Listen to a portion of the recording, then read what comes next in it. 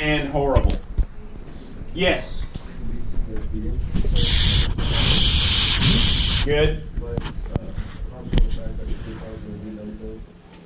That'll work. I'll take that. I'll take that. Well said. So it's harmless and horrible. Simon is walking through the forest, and he sees this thing, this rotting human body, and he gets down on all fours and vomits till his stomach is empty. It is horrible. It is a horrible, horrible thing. It is also harmless. In the end, it's ultimately harmless. It's also horrible in that it exists inside them, as you said. It's their fear. They can't really run from it. It's the darkness in man's heart.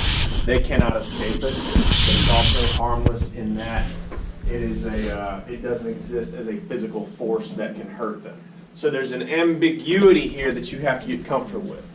Either way, Simon has to communicate this information to the rest of humanity. He has to take this truth back to them. So let's see how that goes over. So the hunters have started establishing this primitive religion. We talked about this at length last week. They're establishing a primitive religion by which they make sense of their world, by which they can hold the darkness at bay. Well, maybe we can placate the beast and it won't hurt us if we give it a sacrifice, a piece of every single one of our kills. They also start this ritual of reenactment. Can someone tell me what's going on here? They've started doing it 3 or 4 times up to this point. And we're in chapter 9. Describe the ritual that they go through regularly. What's the game they play?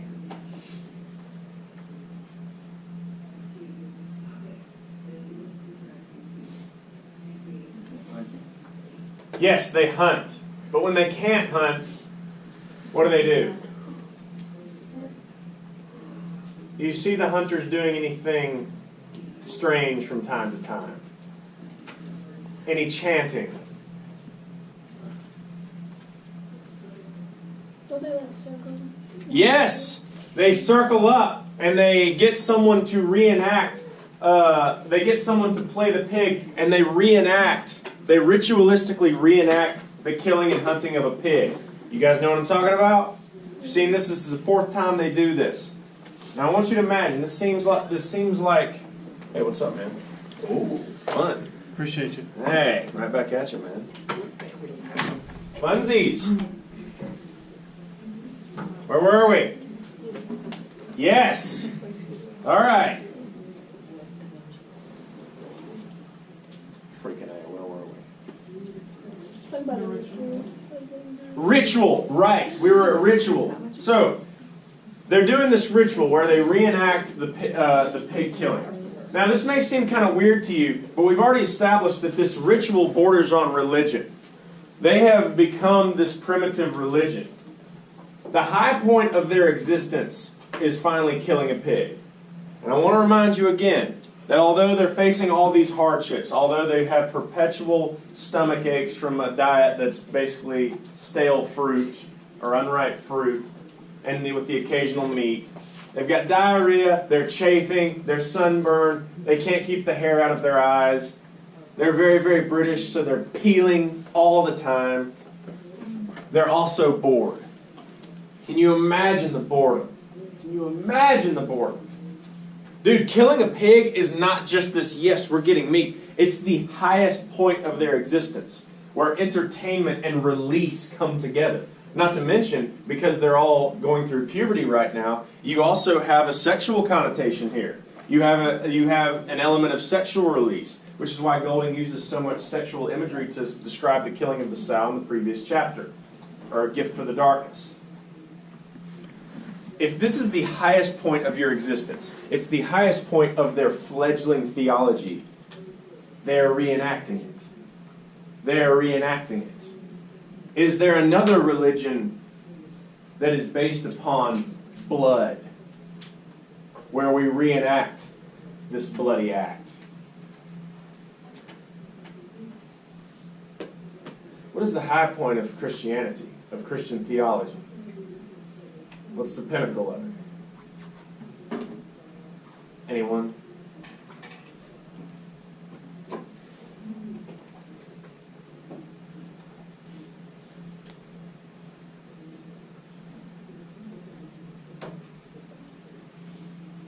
man. The church has surely splintered into factions. This is why you don't need some dude in a graphic tee and skinny jeans delivering theology. All right, so communion. Communion. There's different kinds of transubstantiation. But in essence, what is it? What does it honor? What is it a micro-reenactment of? Come on! Yes, it's the Last Supper, and Jesus is saying, what? This is my body and this is my blood. You have the presence of Christ's sacrifice within the communion, according to most Christian theology. This is a reenactment of Christ's sacrifice to atone for the sins of humanity. It is a blood ritual.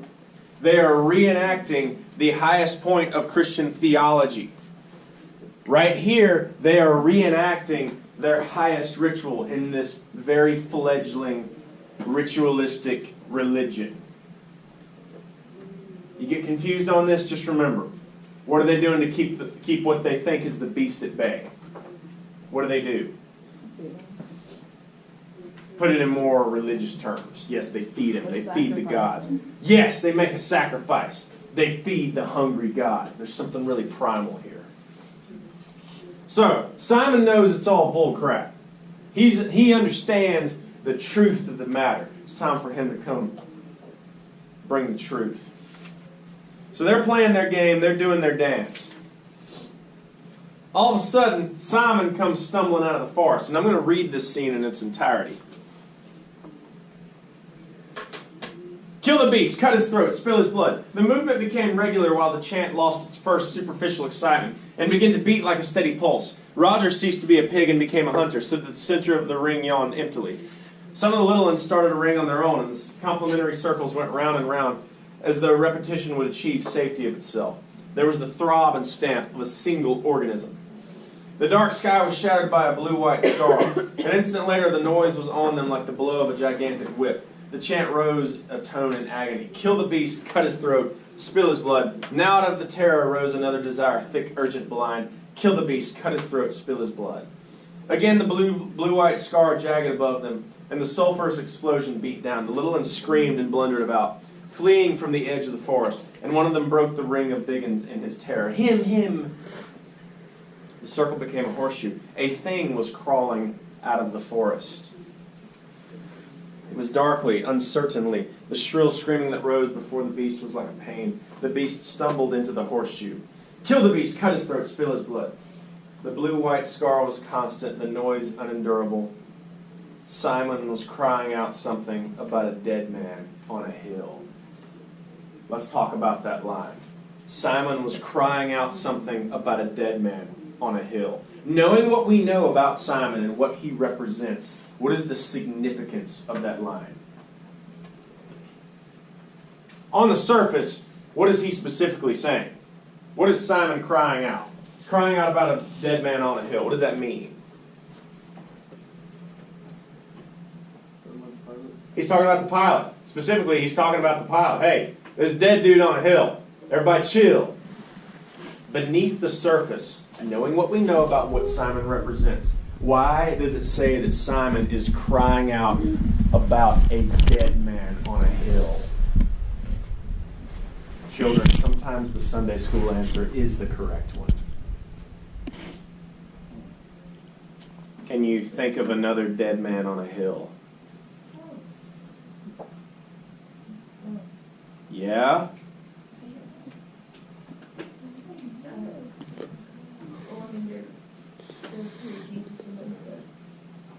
Yes, Jesus. Very good. The hill known as Golgotha, place of the skull, a dead man on a hill. The dead man on a hill is a reference to Christ. Got it? Let's keep going. Humanity's not going to tolerate this. It's not going to tolerate this. Right now we have the children losing themselves, and you have the collective organism of humanity striking out. It even says on page 52, there was the throb and stamp of a single organism, this Jungian collective unconscious. It can't accept the truth that the truth bringer brings. Because the truth is self-incriminating. The truth that Simon brings says the darkness is located where? Where is the darkness located? Inside of us. This truth is incriminating. It is incriminating to us. Which is easier to believe?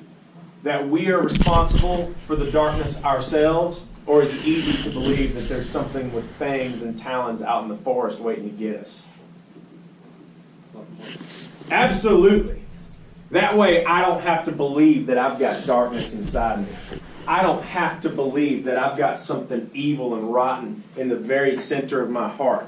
It's much easier to believe that the darkness exists out there.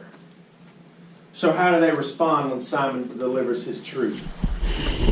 The sticks fell, and the mouth of the new circle crunched and screamed. The beast was on its knees in the center, its arms folded over its face. It was crying out against the abominable noise. Something about a body on a hill.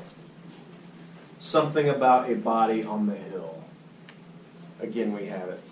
The beast struggled forward, broke the ring, and fell over the steep edge of the rock to the sand by the water. At once the crowd surged after it, poured down the rock, leapt onto the beast, screamed, struck, bit, tore. There were no words and no movements, but the tearing of teeth and claws. One might even say they are consuming his flesh. Then the clouds opened and let down the rain like a waterfall. The water bounded from the mountaintop, tore leaves and branches from the trees, poured like a cold shower over the struggling heap on the sand. Presently the heap broke up, and figures staggered away. Only the beast lay still a few yards from the sea. Even in the rain they could see how small a beast it was, and already its blood was staining the sand. Now a great wind blew the rain sideways, cascading the water from the forest trees. On the mountaintop the parachute filled and moved. The figure slid, rose to its feet, spun, swayed down through a vastness of wet air, and trod with ungainly feet the tops of the high trees. Falling, still falling, it sank toward the beach, and the boys rushed screaming into the darkness. The parachute took the figure forward, furrowing the lagoon, and bumped it over the reef and out to sea. The truth is gone with it. The truth is gone with it. Toward midnight, the rain ceased, and the clouds drifted away, so that the sky was scattered once more with the incredible lamps of stars. Then the breeze died too, and there was no noise save the drip and trickle of water that ran out of clefts and spilled down leaf by leaf to the brown earth of the island. The air was cool, moist, and clear, and presently even the sound of the water was still. The beast lay huddled on the pale beach, and the stains spread inch by inch. The edge of the lagoon became a streak of phosphorescence that advanced minutely as the great wave of tide flowed. The clear water mirrored the clear sky and the angular bright constellations. The line of phosphorescence bulged about the sand grains and little pebbles. It held them each in a dimple of tension, then suddenly accepted them with an inaudible syllable and moved on. Along the forward edge of the shallows, the advancing clearness was full of strange, moonbeam-bodied creatures with fiery eyes. Here and there a larger pebble clung to its own air and was covered with a coat of pearls. The tide swelled in over the rain-pitted sand and smoothed everything with a layer of silver. Now it touched the first of the stains that seeped from the broken body, and the creatures made a moving patch of light as they gathered at the edge. The water rose farther and dressed Simon's coarse hair with brightness. The line of his cheek silvered. The turn of his shoulder became sculptured marble. The strange attendant creatures with their fiery eyes and trailing vapors busied themselves round his head. The body lifted a fraction of an inch from the sand, and a bubble of air escaped from the mouth of the wet plop. Then it turned gently in the water. Somewhere over the darkened curve of the world, the sun and moon were pulling, and the film of water on the earth planet was held, bulging slightly on one side while the solid core turned. The great wave of the tide moved farther along the island, and the water lifted. Softly, surrounded by a fringe of inquisitive bright creatures, itself a silver shape beneath the steadfast constellations, Simon's dead body moved out towards open sea. We have our shaman returning to the sky. this scene. Y'all finish it out. There's many. There's a couple of minor scenes, but we're going to see the boys begin to further reflect humanity as they continually destroy their world. We're going to see Jack accusing Ralph himself of being the beast, because a tyrant always needs to have a crisis, needs to have an enemy on the other side in order to maintain his power. So, go ahead and kill it, Tiff, and we'll upload that one, and we'll be good to go.